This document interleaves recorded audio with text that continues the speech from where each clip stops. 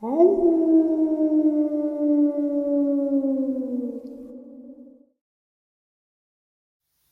greetings and salutations, everyone. I hope everyone is still doing well. I've got a middle of the night or early morning bonus upload for you.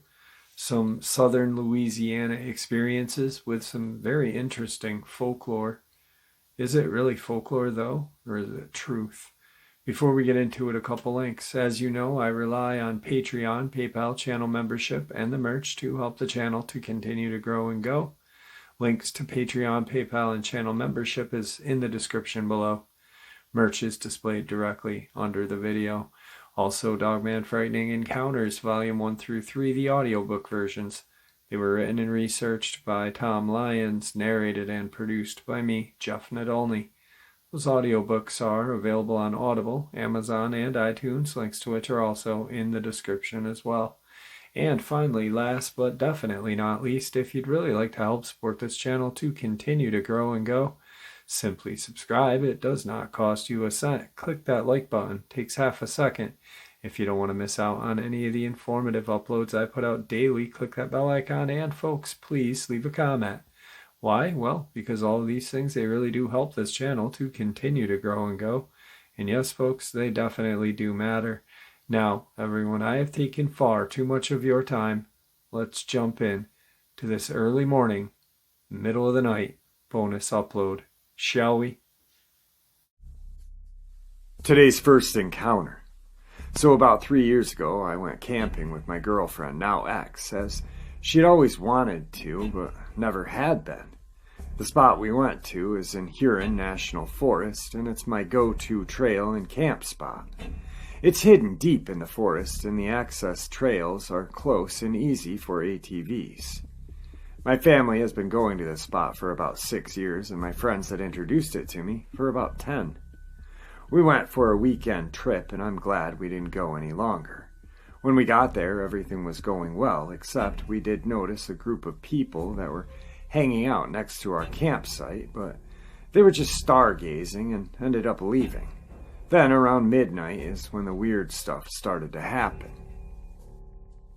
At first, it sounded like someone was laughing at us, but the laugh never ended, and it got very high-pitched and sounded as it kept going.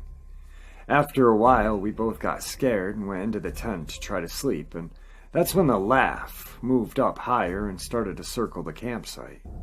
After a while of that happening, it just suddenly stopped, and then started again around 3 in the morning. When it started again, the fire was going out, so I went to stoke the fire with my shotgun in hand and turned on my flashlight to see if maybe I could see any coyotes or something around the campsite. But I didn't see anything or hear any movements below. This went on until about 6 in the morning and then stopped, and we were finally able to get some rest. After we woke up and checked around the campsite and didn't see anything out of the ordinary, we packed up. Once we were packed up and good to go, I go to start my vehicle and it's completely dead. This really freaked me out because I'm always paranoid about leaving things plugged in and killing the battery. I always make sure that everything's closed properly and unplugged, yet somehow the battery is still dead. I was able to get a jump start from AAA. After that happened, I told a friend who had shown me the campsite and was at his cabin in the same forest, roughly 25 miles away from the campsite, about what had happened, and he got freaked out. He told me about 2 incidents which he has had, one at his campsite and one at his cabin.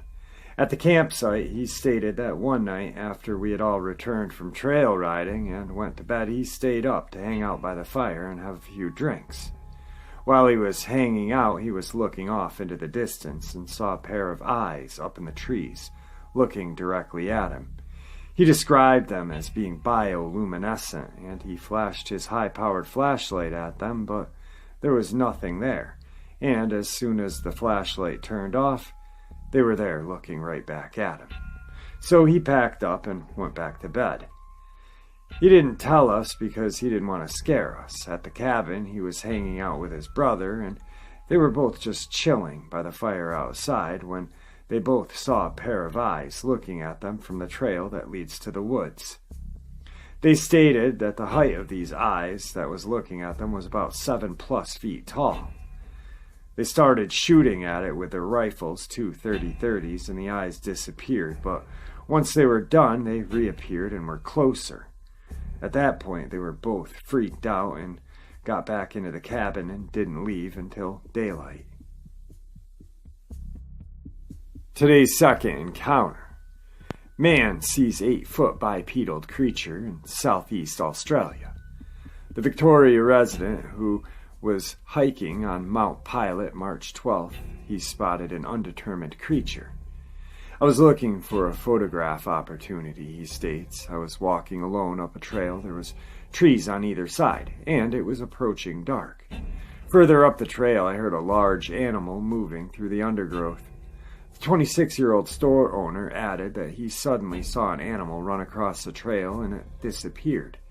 He described it as an 8-foot creature, walking on 2 legs with long arms and a short neck. Its body, he said, was covered in shaggy brown fur. Its whole body was covered by hair and it resembled a gorilla. The sighting reportedly lasted about 10 seconds, and the man said he was unable to take a photograph of the subject. Yahweh, otherwise known as the Australian Bigfoot, is a monkey-like cryptid, portrayed in Aboriginal mythology, reputed to live in the Australian forest. Like his primate cousin, it's supposed to be curious and highly intelligent. Today's third encounter comes to us from Flagstaff, Arizona. I was working late one night, and while I was taking out the garbage, I arrived at the dumpsters and smelled a stench of wet dog and blood. I looked up and I heard rustling in the brush, and I saw a large black creature about 7 to 8 feet tall, covered in fur. It appeared to be humanoid in shape except for a head. Its head was the shape of a wolf or a coyote. It had its back towards me and was walking towards the dark area in the forest. I immediately ran away when I saw it, so I didn't get any pictures. I thought it was a bear, but it walked on its hind legs with the grace of a human or a primate, and its hands looked more like hands or raccoon paws than a large, wide bear paw. Today's fourth encounter. Let me just start off by saying I'm a complete skeptic. I don't believe in any cryptids, supernatural beings, or anything of the sort besides aliens. I used to be fascinated with them as a little kid, but as I got older, I felt that none of it really added up. However, I still have a story of an experience that I can't quite explain rationally. I was in 4th grade and my family was visiting some friends that lived roughly around the St. Croix River Valley. I always felt a little uneasy when we visited and played on their land as a kid, but like I said, I did have a fascination with monsters like Bigfoot, and I thought this would be a prime place for one to be lurking. That night, myself and my family were walking to the car to go home, and I can recall their dog barking loud towards the backyard, which was fairly expansive. I can't remember if I was already in the back of my parents' minivan or looking through the back window or just about to get in, but I remember looking back to see why the dog was causing such a ruckus. At first I saw nothing. I figured the dog had sensed a random animal and started barking. Then out of the brush, right across from their shed, was about 60 to 100 feet away, came something that appeared to be white, hairy humanoid.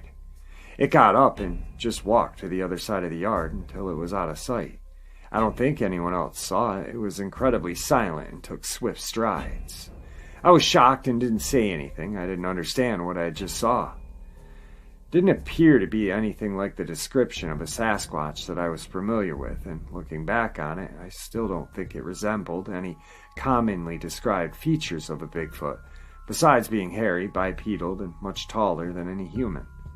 I couldn't make out any distinct head or neck protruding from what looked like a large torso, nor did I notice any arms.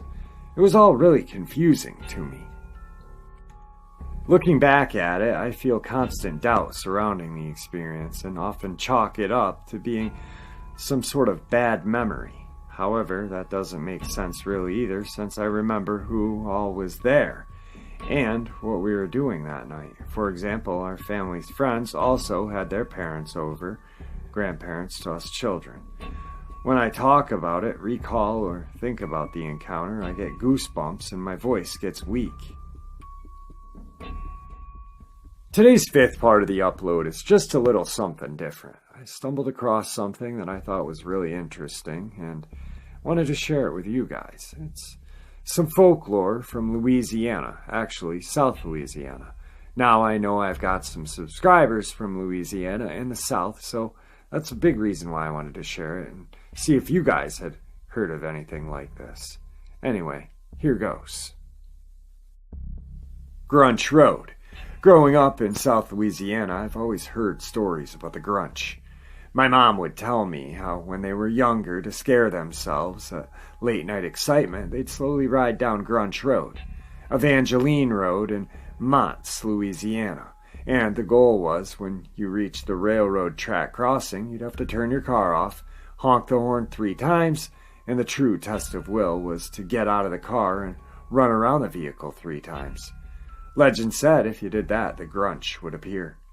According to my mom, the Grunch was a pan-like creature with goat legs and feet, humanoid body, and some say human head, others say goat-like head. Needless to say, she never saw the Grunch because no matter how many times they went out there, they were always too terrified to complete the railroad crossing ritual.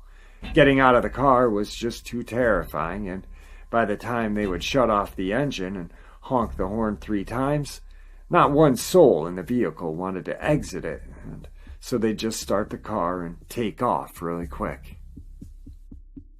When I was a kid, she would take me for a ride down the infamous Grunch Road, which is right off of Highway 61 and goes all the way to the Mississippi River, where it ends at Highway 44, or River Road. 25 years ago, the first part of the road had no houses and was still very dark and creepy. The swampy, wooded area was pretty dark even during the day. It just seemed like a perfect place for such a demonic-sounding creature to dwell or haunt, maybe more accurate. But after you pass over the first railroad crossing, you start to see a house, and the closer you get to the river, the more it becomes a normal residential street. Of course, now there's just a handful of empty lots near Highway 61 that only remain empty because of the constant flooding. So, sadly, the legend has all but died. I always thought Grunch Road was a hometown story, and as a kid I was proud of that. We had our own scary, strange creature to be proud of. But I came across this article, and I was surprised and a little bummed out to find out that my Grunch Road was not the only Grunch Road. As I kept reading, I realized that my Grunch Road was not even the original Grunch Road. After reading and letting it all marinate for a bit, my theory is that some local parents or even older kids started telling that story and adding their own twist. Apparently, there are multiple different Grunch Roads around southeast Louisiana. I guess the story was passed down and you just reference the most dreadful road near you as Grunch Road. The road isn't the only detail that varies in these different versions. The Grunch himself is described as many different creatures. My local Grunch was a demonic pan-like goat man. Other stories have him being a chupacabra-type creature or the rougarou. The most interesting version I heard was the Marie Laveau, castrated, and the entity of the Devil Boy. And when the testicles hit the ground, it spawned 2 demons, one male and one female. They attacked Marie, then disappeared into the swamps, where they still terrorize scary roads all over southern Louisiana today. The one surprise about this article I read that rejuvenated my passion for the Grunch was that while our version was more of a local urban legend, but the real Grunch Road was called that because there were actual sightings of the creature they named. The Grunch. There were other reports of sightings more recently after Hurricane Katrina on an abandoned golf course of City Park. From what I read, the original Grunch Road story was inspired by a creature that seemed very chupacabra-like. And also, the most recent 2005 post-Katrina were described as chupacabra-type creatures as well. One of the more frightening antidotes was people were seeing the Grunch running alongside of their vehicle and sometimes even attacking their vehicle. This version of the Grunch was a Dogman type creature. After taking this all in, it seems to me the Grunch must be some sort of local name for any weird cryptid type creature. Alright guys, so what did you think about today's upload? I really liked it. I like that one little bit of folklore. I always like local legend. We got some legend in upstate here. We have something called the Hairy H-Man.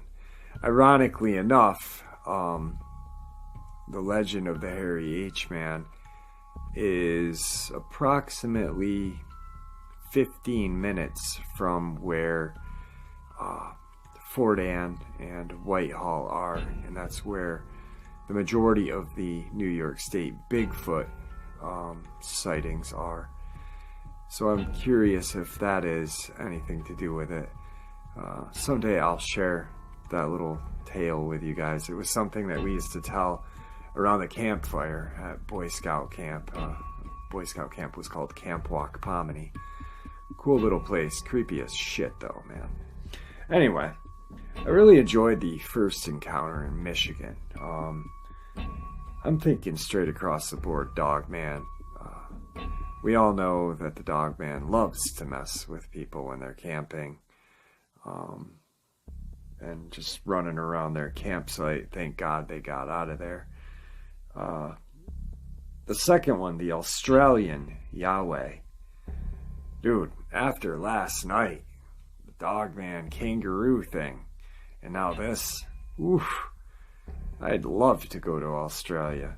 Just to, pack up my stuff, throw me and my daughter on a plane and head out and do some investigations. Hopefully don't get bit by some sort of inland taipan or anything else, but just to go and look around would be so cool. Maybe check out some Aboriginal people. I wouldn't want to go for the cities. I would just really love to just go and explore, as a lot of you guys would too. The cities would be kind of neat to see, but I'm more interested in the heritage. The Dogman encounter in Arizona, very creepy. Like I said, any encounter, no matter how small it may seem, is creepy, because that's just how it is. They're not supposed to exist, man. Well, what society tells us. Alright folks, just a quick kind of bonus upload to help me go to sleep. Actually, I couldn't sleep, so I said, you know what, let's just throw an upload out and hopefully I can fall asleep by doing a little bit of work. Guys, thank you for supporting the channel. Your support is what makes this channel honestly so special and what continues its growth. Everyone, please stay safe, happy, healthy, and ever vigilant, keeping an eye on our children, our pets, our family, and friends. These creatures are real. They're out there. They are dangerous. Share this information with the people you love and care about, and it may just help save their lives someday. Until next time, never stop pushing back, never stop asking questions, and God bless you all.